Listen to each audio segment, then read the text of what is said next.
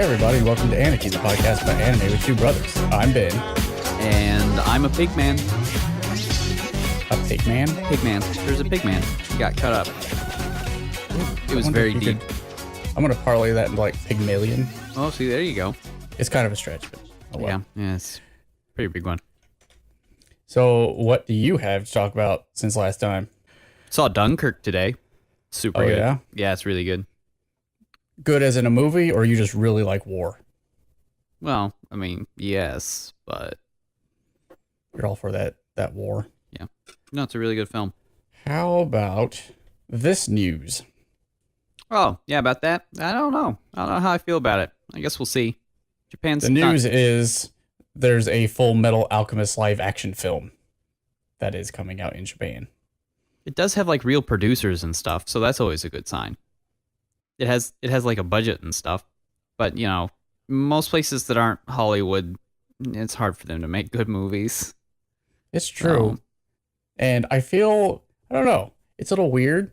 I don't know if I'm allowed to feel this or not, but it seems like this movie may be the opposite of whitewashing. A little bit. Yeah, I mean, I guess you could look at it that way, but I mean, you got those are the actors you got, so. Right. But the Elric brothers, they're German. So. Are they German?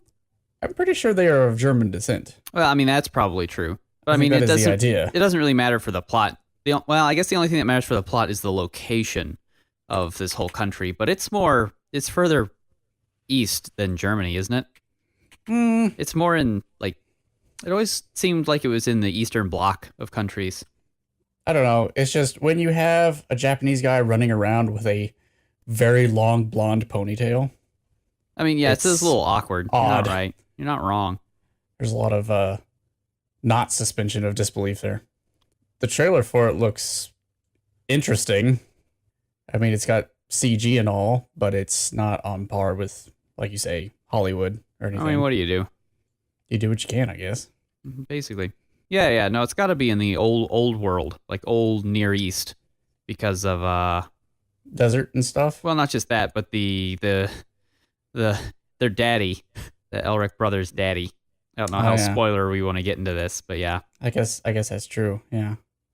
I mean, I just personally felt like it took place in an area kind of around where the Ottoman Empire used to be. Yeah. Which includes that's sort of Near East. Germanic stuff and Slavic stuff and Turkish stuff. Guess. So kind of north Near East. Yeah. Yeah. Only other thing I've written down here is Gundam. I mean, yeah. I mean, I always talk about Gundam.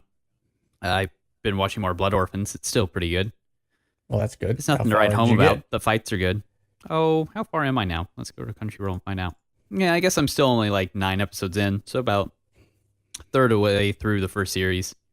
It's a total of 50 episodes. I mean, it's not super long, but yeah, it's solid. The character designs are still odd for Gundam, but the mech designs are really interesting still, and the fights are good. So, what more do you want? I mean, it has chicken-legged Gundams.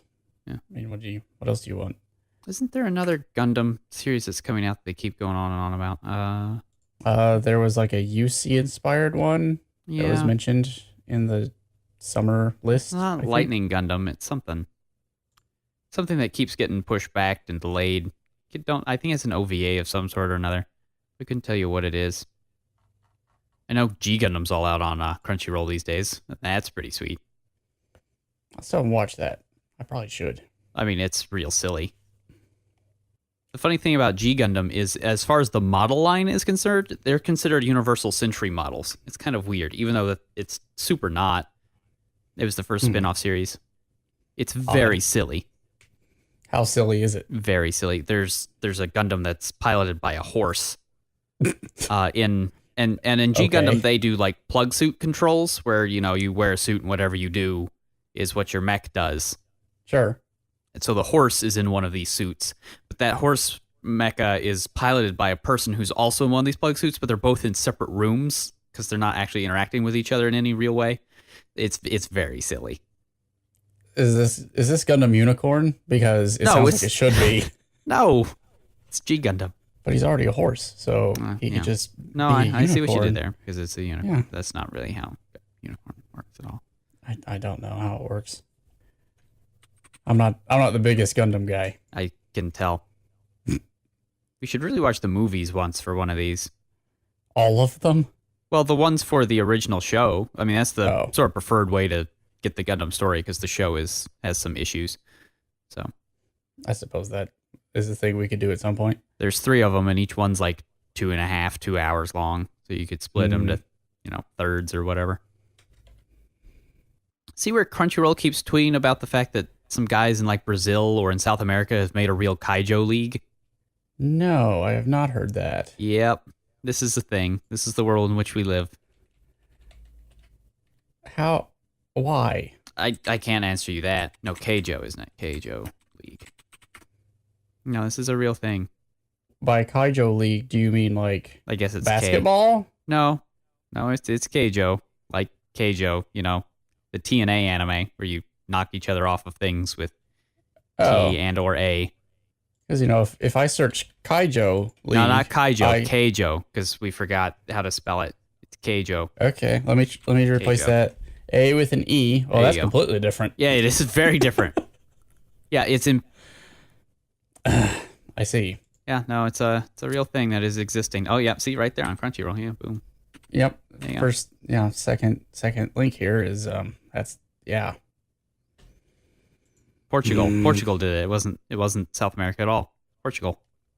Oh, actually, the second link when you Google that is basically that. It's some chicks on a. Yeah, no, see, I told you. Yeah, no, see, Keijo. They're not even on a platform. They're on a floating trampoline. No, it's because that's a whole heck of a lot safer than being suspended in midair. I don't think they like it. They're giving some thumbs downs. To the I'm sure camera that's something here. from the show or some such. Oh, maybe. They also have padding on impact zones.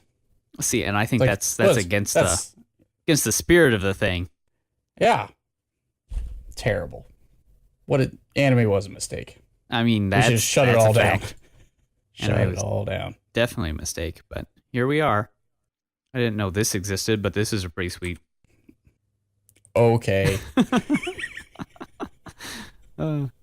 Win some, you lose some. I mean, that's a fairly accurate statement. I guess so. Changes in the brain caused by Keijo. Goes from being all wrinkly to very smooth, but with one big wrinkle right down the middle. All right. So there's that.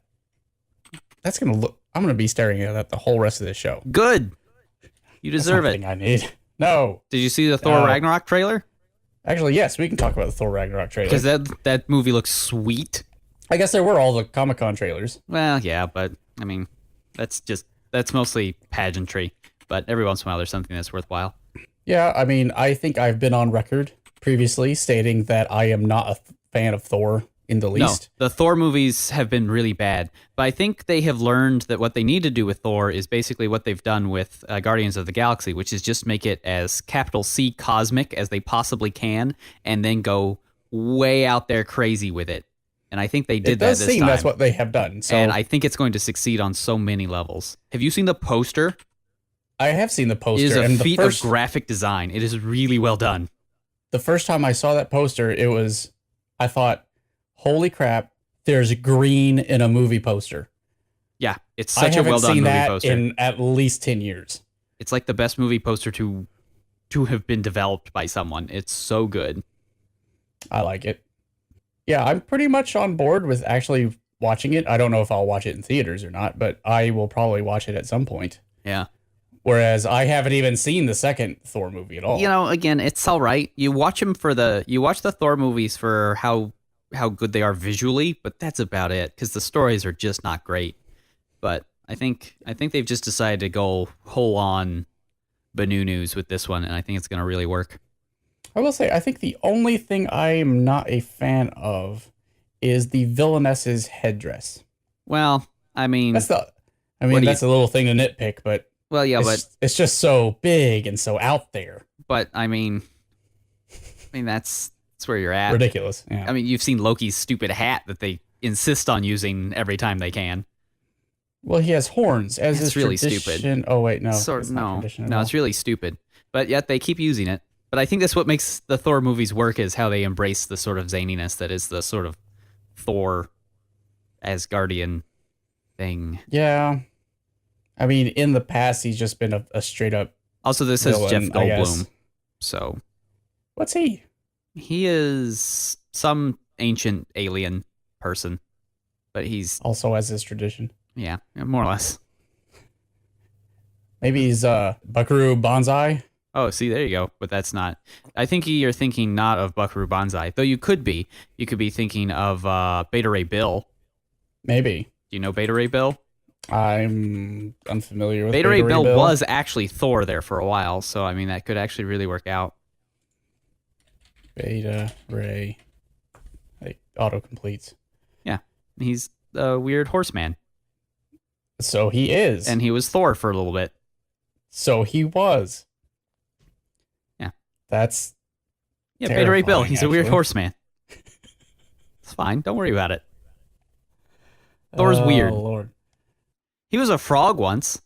Really? It's supposed to be a really, really good storyline, actually. But yeah, he gets turned into a frog in New York. Wordsworth. That was the thing I was remembering. He's also a horseman. Yeah, Thor got turned into a frog in Central Park for a whole That's- arc once. It's supposed to be really good. Oh yeah, that guy. That guy. Yeah. Ah well. There's a crossover I don't want to have happen. I wonder what the hammer is. There was also the horseman from Full Metal Panic. Oh, that's true. Yeah. I guess technically he was a pony, I mean, if we go off the Pokemon logic. yeah, Of course, there's BoJack Horseman, but he wasn't in anime at all, yeah. and he's a raging alcoholic. Is Thor a raging alcoholic? No, that's a Tony Stark problem. I guess. Well, no. If he's a Asgardian? in Viking? Norse mythology, Then yes, he he is. hangs out in a mead hall all day. I mean, that's true. He probably also has a drinking problem. This frog looks pretty epic. Yeah. No, that's Thor as a frog. What happened? Comic books, what have you done? Same thing as anime, really. Yeah. Saw I Doctor can see Strange finally too. that. Oh, you did? Yeah. It's all right. It is just about all right.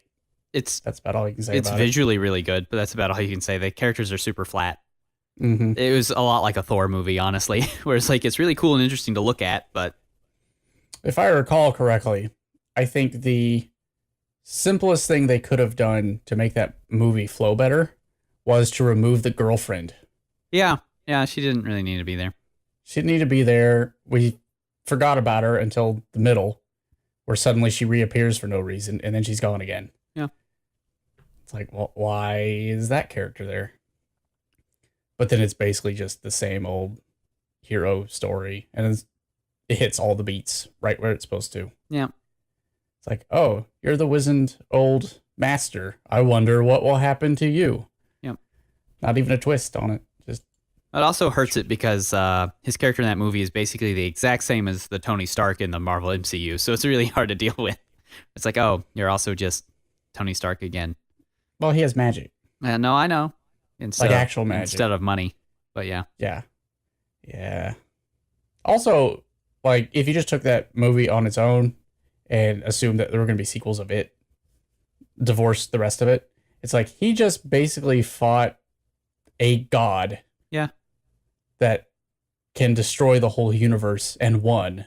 It's like, okay, where does he go from here? I mean, that's kind of comics, though, right? It's like they're constantly doing that sort of crap up I in the ante. suppose. I mean, I guess the next thing you have him fight is the aspect of death, right?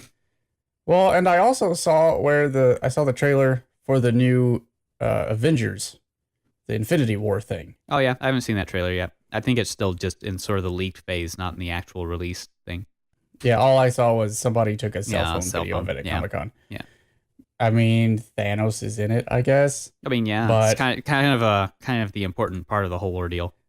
But then I went and looked up Thanos on Wikipedia and all that to Yeah. see if it was going to be the same as the comic book one. I mean, And we'll then see. apparently he's changed from killing everybody in the universe so he can get with the incarnation of death. And now he just wants to reshape it in his image, like every other supervillain ever. Yeah, well. We'll have to actually see, though. I guess. Because, I mean, that's just conjecture. Yeah, it is. So that's all I've got to go on. Oh, well. I mean, conjecture is best for hashtag hot takes. And the world is built on nothing but hot takes. Yeah, hashtag hot takes. So speaking of hot things, how about cat soup?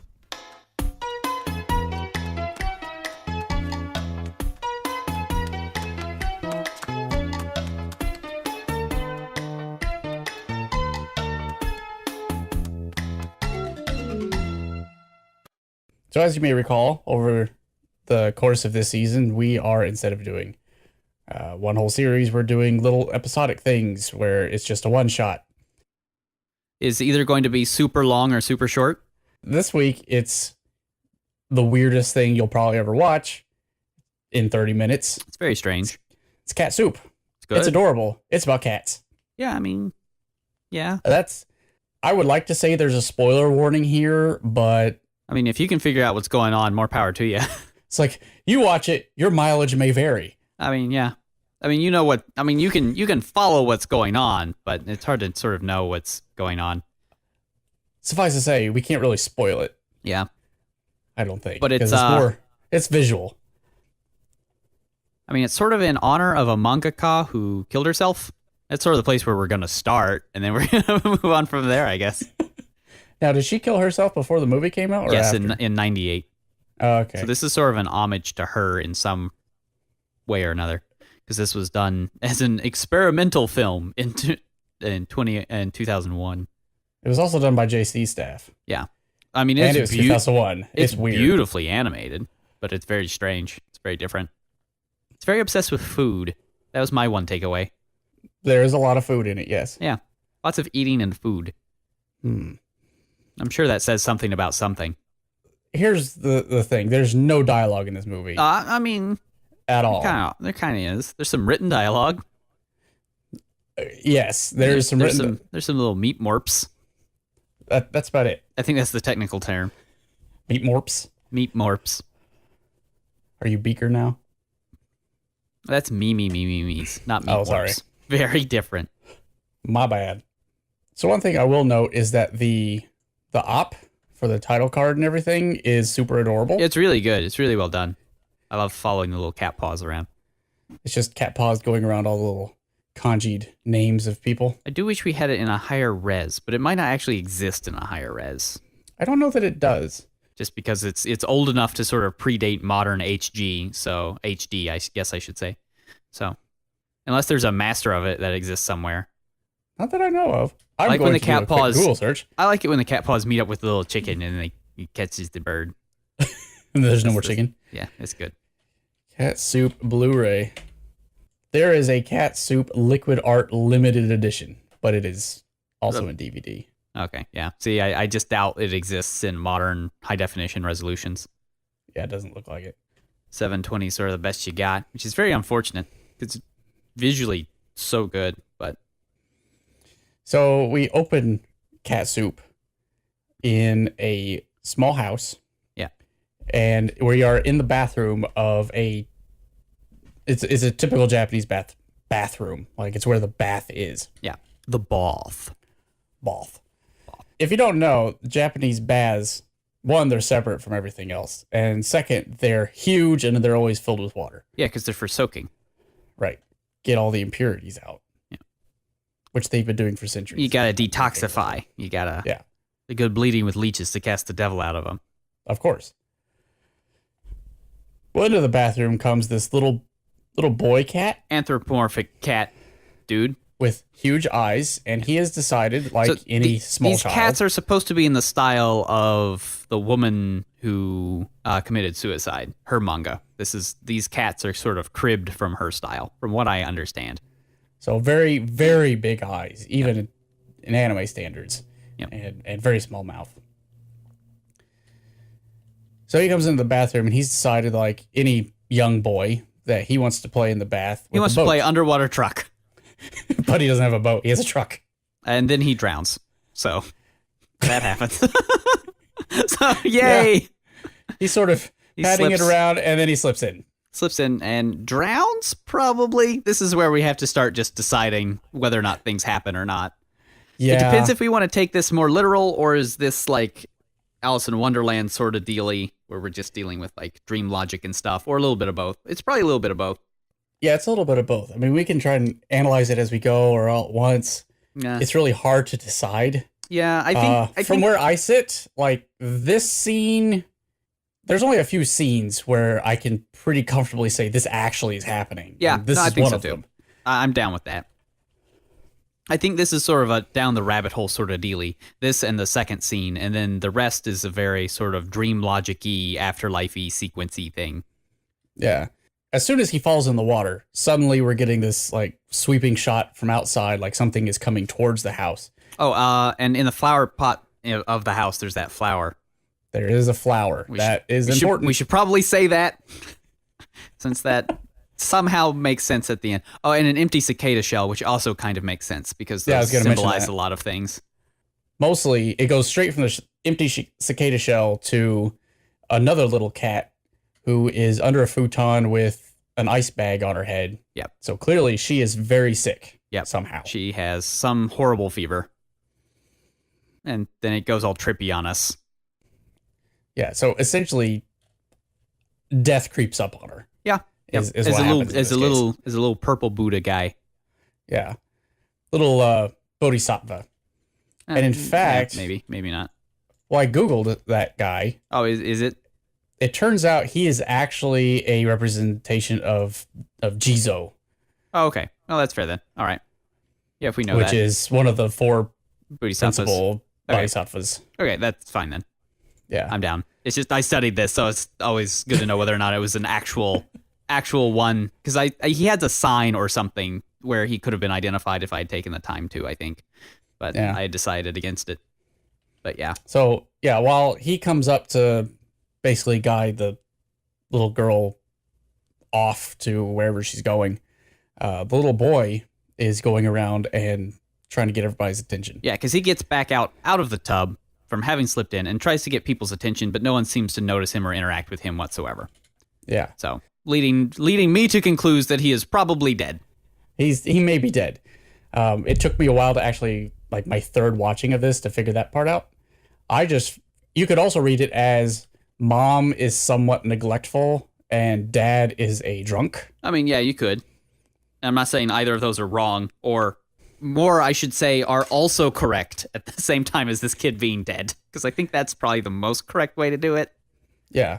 Is to say that these things are also true. Because, I mean, they weren't noticing their kid drowning in the other room. Nor is anybody at the little girl's bedside, so...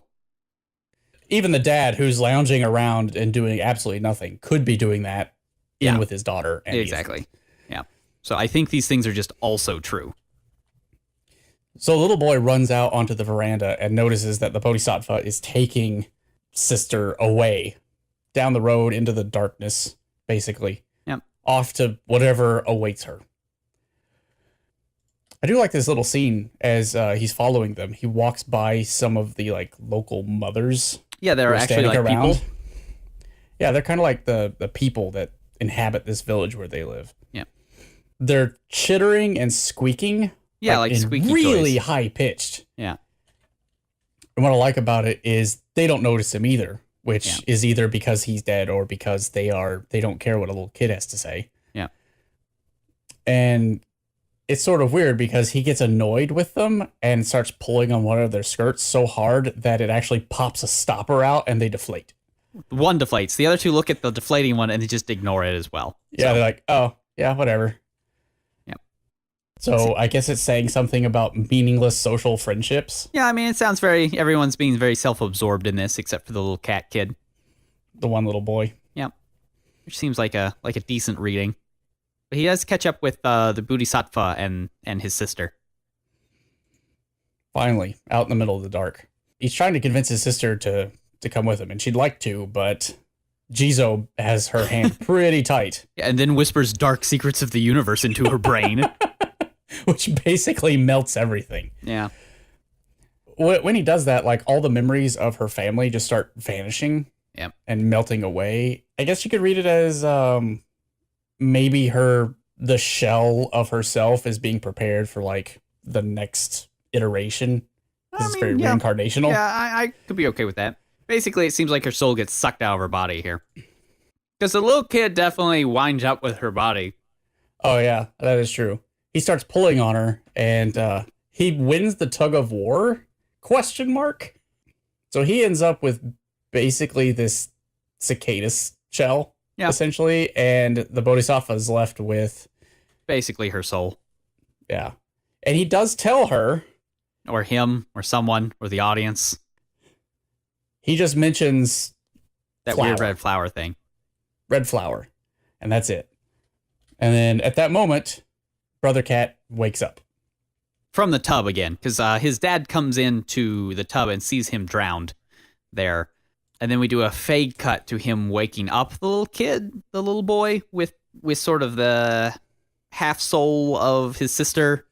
And then we move into a Dr. Cat declaring his sister dead. So whether or not the little boy completely died or is just dead for a minute or two. Right. So considering this is where things start getting real trippy, we should probably go ahead and just say he was dead. Yeah, and this is one of the scenes that actually takes place, I think. Except for him carrying her soul around. That's odd. Yeah. Or maybe him existing, maybe. Yeah. So the previous reading where I was like, maybe the parents are just kind of neglectful. I think that's sort of shown here, although you could also read it as the dad is just very stoic. Yeah. Which I could see because when the news is given that the daughter has passed away, wife is teary, but dad is like, well, so it is.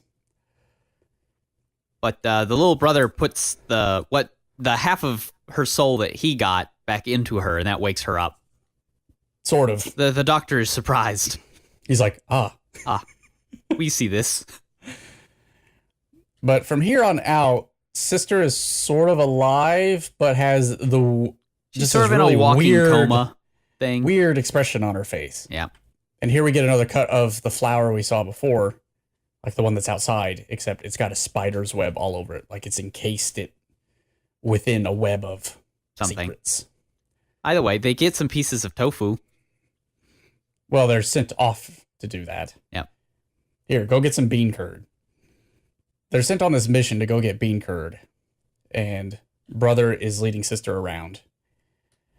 And this is where things get weird. Yeah, well, the sister has a butterfly around her too, and that's worth pointing out just because butterflies represent the soul and death quite often in these things. Oh. So that's probably good capital catch. I important. Yeah, the butterfly sticks around quite often. There's a good number of scenes with the butterfly around her in it, so seems important. Yeah, I hadn't noticed that before. Yeah. Huh. Cool. Another thing was he takes her to a pond, and while she's sitting on the bench with a butterfly on her head, he's sort of like throwing rocks into a thing. Well, yeah. And in there's a bunch of tadpoles. So, you got butterflies who go through metamorphosis, you got tadpoles who go through metamorphosis. Yeah, so you got a lot of that going on. And they decide to go through the creepy woods to a circus. Yay, for reasons. Is it a circus? Good question. I don't know. I don't know. I mean, it says it is. It's the Great Wheels. At this point, it goes off the rails. Yeah, here's where the rails go away. Yeah, we're not going to get back to we're pretty sure this is happening scene until about the end. Yep. Yeah, no. This is where we're going into the woods here, going into the weeds. So yeah, they come in, they're sitting there, and the MC introduces this wizard guy. Yeah. Who's in this giant robe. He's really skinny and weird.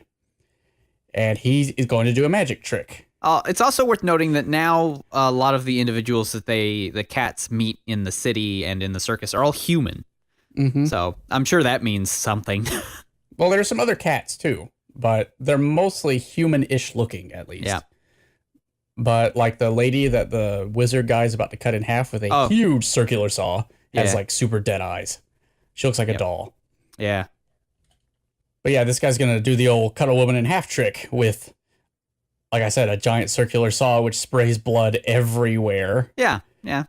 It's very cartoony blood though. It's much more in the large droplets of ketchup, less in like a Goro sort of dealy. Well, she is rendered into several pieces, and Yep. you can see within. Yeah. So she's pretty dead. Yeah, but we just think. meat steaks. Meat steaks, yes. The wizard speaks the words of the universe and whips her body parts into a vortex where they all recombobulate. Into a lady, to mild applause. Yeah, he did it. Yay. Like, oh, well, it's a pretty nifty trick. It is kind of grotesque that as the body parts are spinning around and going around in this whirlwind, like some of it lands on the two cats. Yeah. Like on their faces. It is kind of interesting that he does this thing where he does have to speak all these words that are clearly they're unintelligible to anybody else. Oh, yeah. Because they are graphically rendered on the screen as bizarre symbols. Right. So they are intended to be a mystery language of power and wizardry and this, that, and the other thing. Very similar to the symbols that the Bodhisattva whispers to the sister. Very true. So, and then one of his little cat attendants is like, hey, it's just sort of squeaking.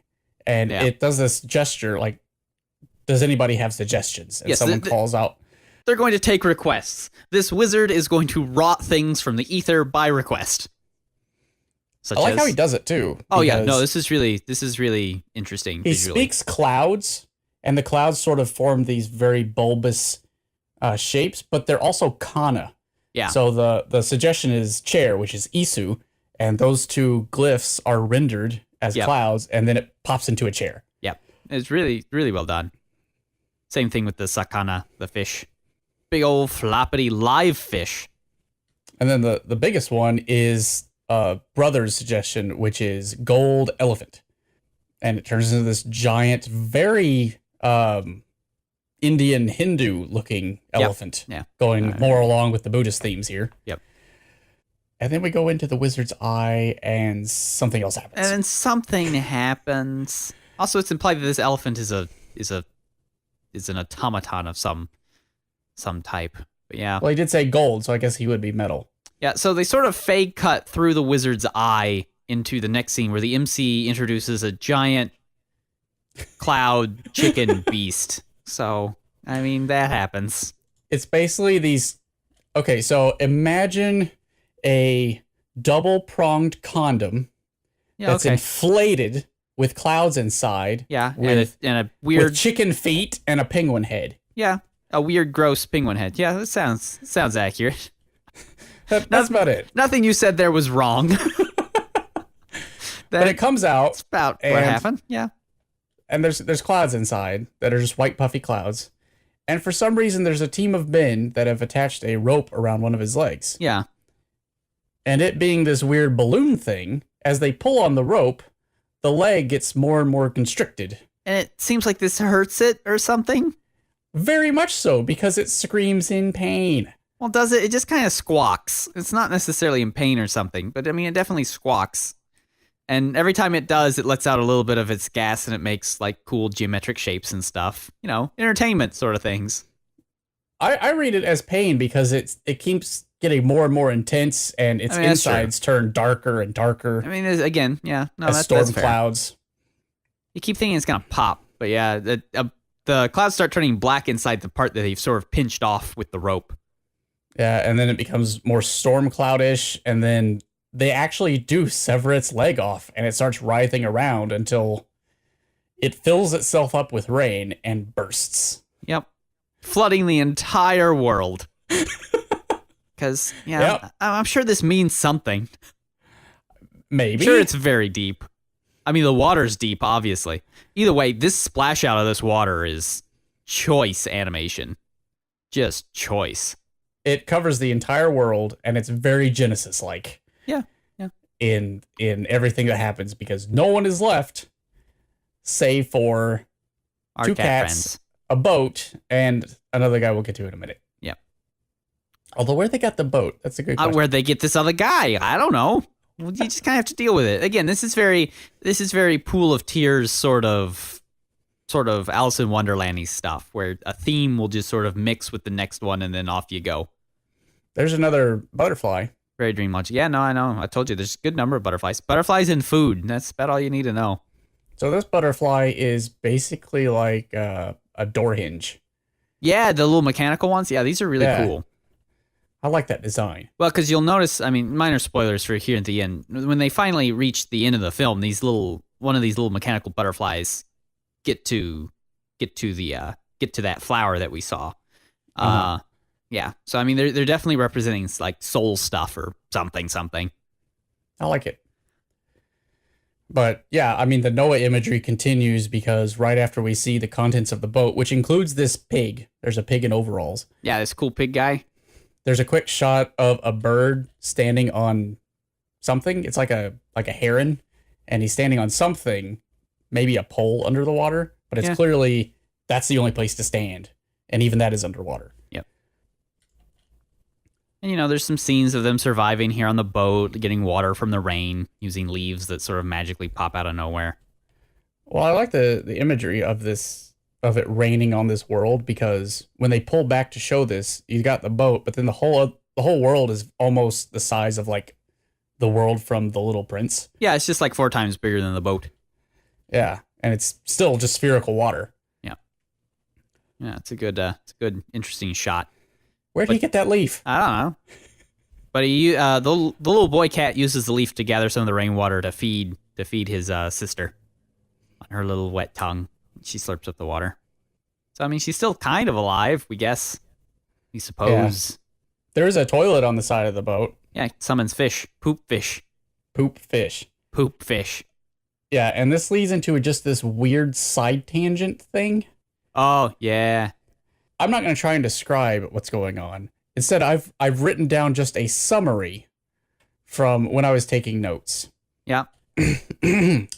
Brother and sister and a pig are on a boat. Yes, that's There's a accurate. pregnant woman who is then consumed by baby pterodactyls and then shat out. They grow into a tree, and things are very Ronka up in here. Circle of life, question mark? Yeah. Well, I mean, also, she's not just any pregnant woman. She's pregnant with the 2 cat twins. It's very important. And you left off the part where she falls off the edge of the water world. Again, this all seems very important and means something very important, but I couldn't tell you what it is. But yeah, it's she's picked this apart very by flying pterodactyls. bulbous pregnant creature is consumed by baby pterodactyls, and she was pregnant with two little cats. Yeah. And then it is very graphically shown that they are turned into dung, from which a tree sprouts, and then these the 2 cats are there as fruit and as this, fruit, that, and the other thing. But which reminded me of yeah. Have you seen 12 Kingdoms? Yeah, I've seen. Are you going to talk about walkie-talkie birds? Because I love me some walkie-talkie birds. No, not walkie-talkie birds. Dang it! I'm thinking of the when they ask Keiki what country he's from. Spoilers. It's K. Well, it's basically crap. What is keiki? They're Keatings. Keatings, thank you. So basically, the Keatings, the beer. Yeah, the Keatings are grown from fruits from a sacred tree. At the top of the world. Sure. Yep. And this is very much akin to that. And I feel like there's like a deeper cultural thing that I'm missing, but I couldn't find anything concrete on Wikipedia or anything. I guess it goes back to like Momotaro or something. Yeah, that's probably true. But I'm sure there's like an even older thing from China or something. Yeah, I mean, that I'm missing. When in doubt. But yeah, I think it's just some sort of weird circle of life thing, because after he sees this after he poops in the water that summons the fish that they then get, and they think about eating, but then they decide to eat the pig instead. Well, I like that, because the pig is being very helpful, and he's like, hey, there's a bunch of fishes by the bathroom. I've caught a whole bucket full of them. So the cat attacks and eats the pig. Well, it's visually interesting, at least, because he strips the pig, and then the pig is left marked up like a butcher's map. And then but the pig is very cartooned. He looks a lot like a stuffed animal of a pig. So the cat just sort of unzips him and takes out one of the cuts of meat. And fries it up into tonkatsu. Yeah. Which the pig is very ambivalent about, almost. He's fine with what has just happened. He actually looks at his own rosto with a little drool thing, so he's hungry for himself. And that's got some layers of meaning. Gives him one. And he's like, here, you have it. And he's like, okay. Yeah, I mean, he's got to get that back somehow, right? I wonder what the calorie loss is when you eat part of yourself. I don't know. I'm sure somebody could look that up and find out. But the fish I'm not going to do that. The fish go uneaten. Except for one that jumps out and then does like a dance, and it's another weird thing. Because, I mean, this is what we're doing now. This is our lives. This is what we signed up for. Well, as he dances across, I guess, a kabuki stage, Yeah. he is sliced up by Samurai. a line of samurai and turned into cutlets. Yep. Of sashimi until he jumps into the sea as a fish skeleton with a head. Yeah. And now we get some sort of weird reversal where the fish is underwater and the world is now hovering above it like a big bubbling mud moon. Or is it poop? Like the I don't food know. that the fish ate before. And he's like, manna from heaven. Yeah, I don't know. because that's the poop that he eats. Either way, now we're on a beach now, and there's Ray's head in the ocean. Okay, no, let's back up. This is weird enough. I don't need to do saying there's something weirder going on. No, we cut away to a beach where the cut up fish has washed up. Yes, and then its eye gets poked out with a stick. And who could it be but Brother Cat? Yeah. And apparently this is like a scene from his childhood because he's on a beach eating a thing. And Grandma Cat. I think it's Grandma like, Cat. Is like, well, from here we do a zoom cutout to God.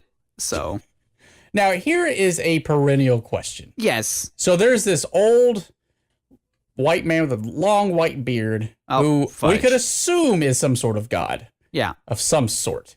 Yeah.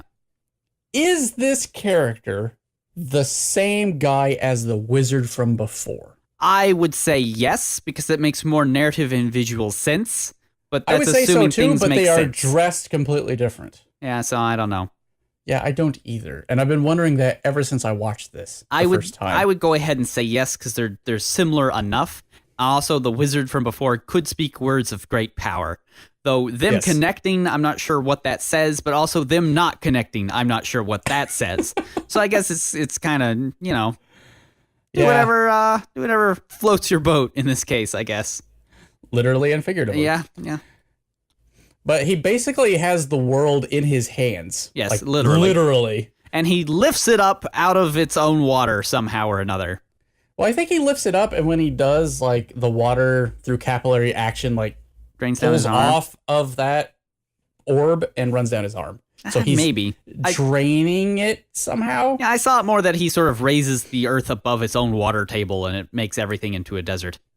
I could see that. I mean, either symbolism works. And now the cats have started to use the pig as a travel device, as they've cut out more parts of him and are now forcing him to march them across the desert like a weird walking potato sack. Yeah. The way they treat this pig isn't the best. No, it is not. And the pig's not going fat. No. They want to eat, so they bonk the pig on the nog and then cut off the little lumps that show up. It's not very tasty. But he keeps doing it anyway. Until he kills the pig. Well, I feel like the first time he wanted it to try out the lumps and see how they tasted. When they didn't taste good and he threw up, he got angry at the pig and essentially destroyed him. Well, they kind of murder him in a very, I don't know, it's not very... It's very cartoony, but at the same time, at least like... It's very passionless. I would not say they do it in the heat of the moment. Yeah, it's passionless, but in the context of this show, it seems pretty visceral, if that makes any sense. I mean, that's true. Yeah. No, it seems... it's very... You feel it. Because I have a lack of a better word, very animalistic. Yeah, no, it feels very visceral. That's true. Pig fights back, though. Yeah, bites off his arm. Yeah, no, that's bad. That sucks. To which brother actually uses some words and says, "Hey, sis, my arm came off." Yeah. So they then wander around and come upon a shack with... Which reminds me very much of, like, The Rescuers. Yeah, it kind of does. Yeah. No, you're right. Yeah, very outback. So I'm expecting there are no rules here. Yes, there are none at all. But what they find is a guy who can sew his arm back on. The place is also filled with, like, trash cans and trash bags that reek horribly. Yeah. And I read this as a woman, but I'm not quite sure it matters one way or the other. I mean, it could be because they sew and they have long hair and they're in this like multicolored robe that was patched together. Yeah, and she's sort of taking all of the body parts of the things she has found here and stitching them back together to make new kittens. Horrible chimera cat things. It is not revealed whether or not they actually can be alive, just that they exist in cradles. Mini cradles. Yeah. The cats decide that maybe they should go This is elsewhere. not the best place for this. So they go on to another house, which lures them in with smells of tasty treats, not unlike Hansel and Gretel. Yeah. This whole part is very Hansel and Did you Gretel. notice as they're walking up to the house, there's a hanged man in the tree outside? Yeah, I did. That's weird. There's also one as the doorbell. Yep. And then the doorbell rings and you get a bird that looks a whole heck of a lot like the weird storm bird from before. At least head-wise, yes. Oh, yeah, and he has a big collection of modern art. One of the pieces is actually the storm bird, so that's nice. Oh, yeah, it is. And some cheese and some really weird, Some other things. morbid stuff that's best left unmentioned. Yeah, a lot of like, I don't know, they're very BDSM-ish. Yeah. With like hooks and stuff. It's grotesque. But he seems, at least a second ago, he seemed, until we walked by all these pictures, like a nice gentleman. With crazy hair. But, you know. He has crazy hair, but he's got a sweater vest and a tie and nice pants. He seems respectable. Yes, he seems normal. Almost, I won't go this far, but almost Fred Rogers like. Yeah. No, I can see it. But he's clearly offered to feed the two cats because they're seated at a table. And on the table, there's a little bird on a string trying to fly away. And I just have to say that in this scene, I really love what they're doing with light and shadow and the way they cartooned the flame of the candle that is on the table. I like that a lot. Yeah. I like that flame. I like that flame too because, you know, he's got a lot of modern art out back. Yeah. And now this flame is very abstract. Yeah. This whole area is an abstract area. Either way, he splashes some oil on this bird that's flying around and then he sets it on fire. Much to the delight of all there except for the bird. And sister, I guess, because she finds no delight in anything. The man is very pleased by this. The little boy seems, I don't know, I wouldn't say delight. He seems, I don't know, Enthralled? trepidatious maybe. He's invested, but... We should point out that the way the man moves and presents himself is quite effeminate. That's true. Yeah, no, that's probably saying something about something somewhere. I was going to say, the way they show this bird that looked like it may have been a contraption before being really alive and dying is they track younger brother's eyes from looking above him to even level to down as the fire starts going lower and lower. And the bird stops moving. Little cooked penny fowl.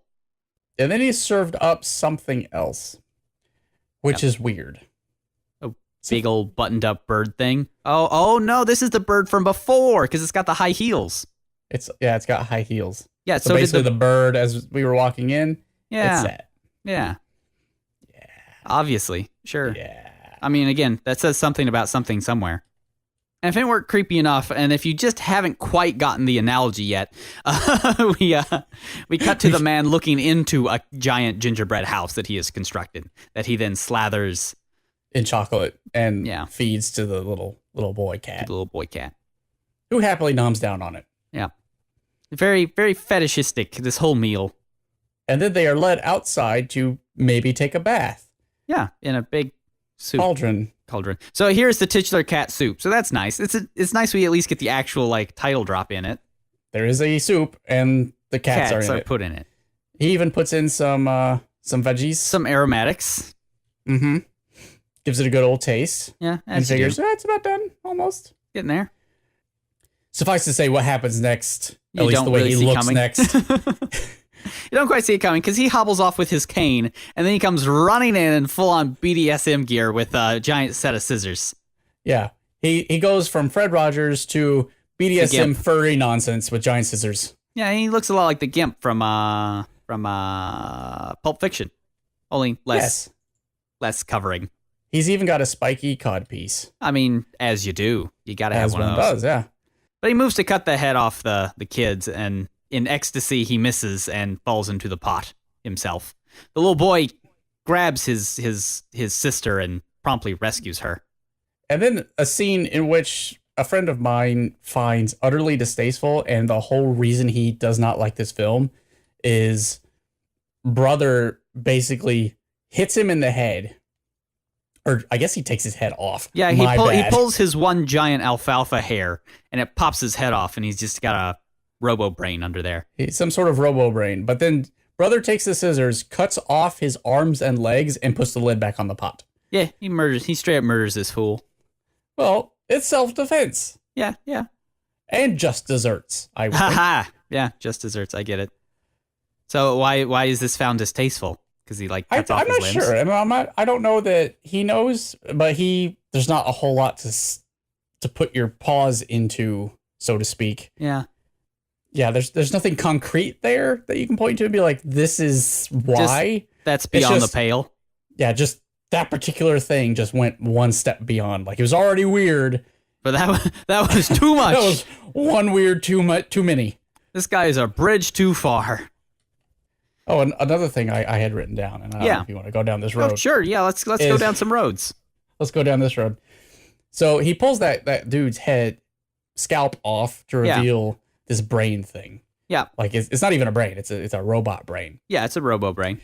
Given that I've seen this enough times and I had some time to ruminate on it, I thought maybe this is like a commentary on being subservient to like intellect and pure reason. I mean, or at least to your passions. Yeah, okay, sure. Because this guy seems very cunning and devious, and he's plotted all this stuff out, but then his ecstasy got the better of him. Yeah, no, I could see that. I could allow it. Or in being overly materialistic, because that's a very materialistic way of looking at one's brain, one's mind, right? Where you're just like a computer driven by your chemicals. Uh-huh. So, I mean, sure, yeah, that could say something like that, maybe. Who knows? Anything goes here. We're in some sort of no man's land of symbology. It's a free-for-all of... Yeah, it's just throwing symbols. Facts. It's just throwing symbols at the wall here and seeing what sticks. So brother and sister leave, as you do, and they go out into the desert, and brother finds like this weird plant-ish... Well, it looks organic, I guess. And he starts digging, and he does find a little bit of water. But yeah, he digs up this little flower thing, and, well, wouldn't you know it, it's a water elephant. I mean, they live in the desert, I think. I mean, sure. It's an elephant that is made of water. Either way, they're very nice. They are. They take a shower. They play with it a bit. Like, brother likes to jump into its butt. Yeah, they swim in it and drink it, and it's very giving tree all of a sudden. It is. It is very giving tree. This cool little water elephant guy. I want me one of these. Sister does suckle from it. I don't know if that... Yeah, I'm sure that means something somewhere to someone. I mean, you got to drink. But as they start using it as transportation, but the sun inevitably starts melting it, evaporating it. The way it withers is really cool and interesting. As they go, brother keeps finding other little wells that help it rejuvenate, but eventually he runs out of wells. Yeah. And it runs out of water. Poor little guy. He finds water just not in enough time to have the poor guy evaporate into a splotch of wet sand. Into nothing. Poor water elephant. He deserved better. He wasn't even a chair at the end. No, you're right. He was just a wet spot of sand. A bit of a castle, I guess. Now, the next scene is probably the most, I think, visually beautiful ones. Oh, is in this this where movie. Is this where we get God messing with the gears? Not yet. Not that. Okay. But it's just a short thing of they've been watering in the desert, and they reach the edge, and the camera pans up to the seascape of just these weird and wonderful bird-like things. Oh yeah, with legs that are miles high. Yeah. There's no explanation for what those are, but it's just one little. Yeah, it's a cool visual thing. They're very much like Dali's tall elephants. Yeah. But then, we get God eating his melon. Yeah, he wants his earth melon, and is it an earth melon? I mean, I guess he drained all the water off of it. Or cake. So I guess that is what it is. I think it's the earth because again, he got all the water off of it, right? So it's the giant desert. Yeah. By the way, half of this Earth melon rolls away and gets into his gears of time, and well, that's just not good. Yeah. He's got to eat his stuff. And this is where things really go bonkers. Well, yes and no. It gets strange, but it gets it's narratively driven. It's not just nonsense happening for the sake of nonsense. There's a narrative here. Yeah. The world gets stuck in the gears, so of course all of time freezes except for the cat twins for reasons. And this makes the sea go crystal. So the boy has some fun playing with the crystal ocean. He does. As I like you do. the sound design here. Oh yeah, it's brilliant. Because the sea is now basically glass. Yeah. And so they've made this nice, deep, hollow glass sound. Yeah, every time he like peeks around. Yeah. I really like it. But yeah, this is visually very cool and interesting. Especially and if like the sound there's a design's really whale. good. There's a whale going through a wave that's just frozen there. Yeah, frozen in time. Not sure what these like. Yeah, what the weird mushroom things are? Yeah, I have no idea. This looks like either. it's something on like something through a microscope, right? Looks like something like close up of skin cells or something. Yeah. It's kind of gross. I'm not for it, but I'm sure it's something. Anyway, the little boy climbs up on one and looks around and sees some other weird stop time scenes, like a woman just about to get run over by a trolley car with a tear. And he breaks off the tear and it clatters across the floor, squashes it just in time for God to be like, "Hey, stop that. We need time to go." So in order to get this the melon back to where he can get at it, he reverses time. Oh no, he makes it go forward first. Yeah. So he speeds pulls time up. the lever, and suddenly time speeds up like extremely fast. And we start getting, things aging and things going super, super fast and gears and this, that, and the other thing. Very visual. Very, very, very interesting to look at. Anyway, poor God, he misses his chance to grab the Earth as it goes by. Yeah, and it's full of lovely Earth juice that he really wants. So he has to reverse time to get it to come back at him. So and this time he goes back a bit too far. Yeah. And he basically undoes everything. Yeah. Yeah, people getting killed in cars, guillotine blades going up, everything being reversed. Porcelain these dolls. guillotines are really creepy. Yeah. Porcelain dolls that were shot going back together. Yeah, it's that's normally what I do with have creepy things go back. It's like, okay. People who had jumped off buildings flying back on top of the building. That one's very visceral. Yes, people being shot in the head by Pol Pot going back and their brains going back in. Bikini Atoll unhappening. The dinosaur comet unhappening. It's cool. Looks neat. But thank goodness he got his God melon. grabs his melon. Someday, Good for him. Shinji, you'll learn to appreciate melons. Yeah. Oh, that's true. Melons. So he then has a nice, good swallow of inside of Earth, which is very yummy. And then the kids are back on the boat. Yep. So what just happened? We'll not worry about it. Time went forward and backwards, and now we're back on the boat, looking at Back the on the aurora. boat. Everything's great. Don't rock it, etc. Yeah, Sans Pigman, which I guess died. Either way, they're now in the field where the little mechanical butterflies are from. It's a field, but they're still in the water. Yeah, it's kind of a marsh. Marsh, like a reed sea almost. Yeah. And we're back with the butterfly. The butterfly has returned. Notably, the butterfly has been absent this whole trip. That is true until now. Until that fish scene and the desert and all that stuff, the butterfly has been absent, but now it's back. So did that stuff happen? It's best not to worry about it too much.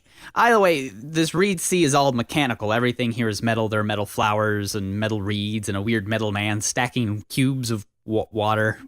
And he really wants to show off his heart. Yeah, I'm sure that means something. Maybe Japanese working mentality? Sure. Yeah, why not? There's That's some all I could get. Some other guys up on a stalk just turning it to make gears go because it's the futility of the daily work grind and something. Either way, they find that stupid red flower so we can end this nonsense. He finds it and just splats it on the sister's face, and she wakes up. Yep. Finally. She like, gets the second half of her soul. Pat, Hey, this pat, is pat. weird. Let's not be here. This is dumb. Hello. This has been dumb and stupid. Let's go home. Yeah, so God Wizard Man finishes his meal, wipes his mouth, and then brother and sister finish their errand of fetching the tofu. Yeah, and they do. So that's good. That's good on them. They were able to go to the underworld, get back the sister's soul, and still do their chores. Yeah, good for you, little brother. Good job. Good job. He did it. And he's back to being a little kid. Yeah. I do like that because up until now, he's basically been The driving force. For as much as he can, he's the one with all the responsibility. Yep. And now it's time to go meta. Super meta. So he gets home and the family's having dinner that night and he goes off to the bathroom. Yep. Which has a poster of the crystal wave. Try not to think about that too much. Well, I mean, if everything was a dream just now. Yeah, no. But was it? Either way, then the cat parents start turning off like TV's turning off. Because they're watching TV and they turn off. And then the TV turns off. And then sister turns off. Yeah. And then brother comes back out and is like, hey. I thought I just fixed all this. And we get some scenes of Kazerens, and then their house is alone in a blackened field, and then the movie clicks off, and then we get static. Yep. So there you go. There you go. That was some soup. So I should point out that Cat Soup won an Excellence Prize at the 2001 Japan Media Arts Festival. Well, I mean, I can see why. It's visually stunning. Best Short Film at the 2001 Fantasia Festival. I mean, that would make sense. Silver Award at the Animation 2003 New York Exposition of Short Film and Video. I mean, why wouldn't it? I mean, it's visually amazing, and I'm sure it says something very deep. Oh, and then during the end credits, we get a sort of a back and forth of a photo that was taken of these cats on that beach where he ate that cat eye. Fish eye, sorry. Yeah, and it does this for like every major person that was because it rewinds back and then it goes back forward and then it rewinds back and forward and this, that, and the other thing. Yeah, this is one of those things that... It's very art house. It's an art. So there are animes that are all about story or all about fan service or all about whatever. Or all about Keijo. Keijo, which is all about butts. Yeah. Nope. This time in Keijo is split half and half. Sorry. So it's not all about butts. It's half about butts. But then you have a very select few that are just arts. Yeah, this is definitely an art house sort of. This is one of those. Yeah. And it's weird. Yeah. I'm not going to lie. As modern art often is. But I mean, it's really cool. Yeah, I mean, you should watch it. Oh, yeah. I guess. So what I like about these types of things is that it's clearly not appealing to a buying audience. Yeah, it's not for the otakus. Yeah, it's not for like DVD sales, it's not for toy sales or merchandising. It's purely for storytelling purposes. Someone wanted to make this, so they did. No, and it's even I can better appreciate than that. Those things. It's where is it? It's ars gratis artis. Oh, that's a term I want to know. No, you know that term. It's also in French because, of course, it is. Art for the sake of art? Yeah, it's art for art's sake. It's MGM's motto, ironically enough. Is it? Yeah, no, it is. How far they have fallen. No, it's ars gratia artis. There you go. Yeah, that's the Latin version. It is ironically, citation needed. The term is sometimes used commercially. The Latin version is used by MGM. It's a circle around the lion. Ars gratia artis. It's also in French because, of course, it should also be in French. But that's the history of the phrase. It actually goes back to the French, which is l'art pour l'art. So, art for art's sake is basically what this is. That's a modern theory of art. Best part about it? The best part about it? I have no idea. Probably the forward and backwards time sequence. I like that a lot. I mean, I did not see that coming. Not that I saw any of it coming, but the very interesting visual. Yeah. My best part was probably just all the different art styles they managed to cram in there. Yeah, that's true. Like for every different scene, I guess you could use that as some sort of guide to figure out what's real and what isn't. But if you were to take the time, I'm sure. Yeah, but they did manage to try all these different art styles all in 30 minutes. And I found that interesting. And of course, there is fun in trying to figure out what in the world. I like that aspect of it. It's something good and meaty to sort of sink your teeth into. Yeah. On the other hand, my worst part is the fact that when you do these type of things, it's helpful to at least have some like guiding principle to your metaphors and themes. Yeah. And this one kind of did in the whole journey into the underworld to rescue family member. Yeah, unfortunately, most of the stuff that's explained isn't in the piece itself, but in like the title of the piece and this description, which is sort of required to go along with it. And I think if you have to do that, in some ways, your art has failed. But that's probably more a me thing than an actual like art thing. Well, I mean, like if you need the title to make your piece make sense, then I'm not quite sure it's working as intended. Well, the narrative made sense. I mean, that's true. There's still like a narrative journey going on. Yeah, the narrative itself made sense. I don't have problem with the narrative structure. I enjoy that kind of departure from the norm. Oh, then you'll really like Dunkirk. But on the other hand, you also have all this subtext going on, and it doesn't seem to be related, or at least not related in a sort of like coherent way. Yeah, where it's just sort of throwing symbols at the wall and seeing what sticks. Yeah, exactly. No, that's fair. Like those birds. Like it's like, yeah, those are there and they're very lovely to look at. But on the other hand, I don't know what they are or why they're there. Yeah, I mean, we're both pretty suffused in sort of Japanese culture and history. So I mean, if anybody would be able to sort of at least mostly get it, it would be us. But yeah, no, I don't. Yeah, I'm not sure we're lacking a cultural context here. So no, it's more just a thing. I mean, there's a lot of Buddhism symbols at the beginning, but then we sort of switch into like a more Western idea of divinity with this whole with the single God guy with a deterministic machinery universe, which is not at all like Japan. Yeah. So I don't know. Heaven knows. It means something to someone somewhere. Exactly.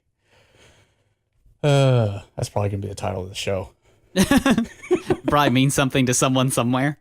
Exactly. Yeah. I mean, yeah. All right. But yeah, I'll give it an A, at least for effort. A for effort. Yeah, A for effort at least. I do love, even if I don't like them, I like to appreciate these types of shows.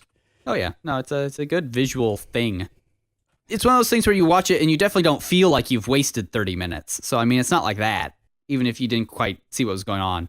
Yeah, and you get hours and hours maybe of trying to, work through it in your head, like, what was that? And you at least get the sort of sweet, the sweet hipster vibe of like, yeah, I watched this thing that nobody understands. Yeah, it's like I'm in middle school and just watched Donnie Darko again. Yeah, so Donnie Darko is really actually quite straightforward because it's just like a quantum timeline split. So it's not even. It is if you watch the director's cut. I mean, apparently the original one didn't have any of like the chapter headings. Oh. Yeah, and there were other scenes that weren't in there, and so it made absolutely no sense. It's not particularly hard to Gronk, in my opinion, but that's a discussion for another day. Exactly, yeah. So, what to watch next? Do we watch next? We could watch one of the Mushishi specials. Those are fun. They're a little long. They're fun. A little long, but, I mean, not a whole lot happens in there, so it's probably about the same amount of content. Oh, no. The specials are, like, nice long episodes. Like, there's definitely much more narratives going on in those. So. Yeah? I mean, we could do that. Yeah, we can do one of the OVAs. They're good. We could do both. I don't know. It's one of those things we're just gonna have to like pick one and agree that that's the one we're gonna watch. Okay. They're both on Crunchyroll. Let me see. Let me bring them up. Because there was basically one that was a capstone to the first season, and then there was one that was a intro to the second season. Not as though they're in a greater narrative or anything, but that's sort of the difference between the two. One was the end of season 1, and the other one was the beginning of season 2. So, just so the audience knows, you don't have to have seen any of Mushishi. No, you don't have to see any Mushishi. It's an extremely episodic series. I mean, it's very good, but it's very episodic. I will have a link to whatever we decide, whichever Mushishi it is, down in the description of the podcast, and you can watch it from there. Okay, so we'll do the OVA and then the SP. They're both about 40 minutes, 40, 50 minutes. So fine with me. They're both really good, well animated, and interesting to watch. So yeah, next week, Mushishi OVA, I guess. Sure, why not? Why not, indeed. Yep. All right, until next time.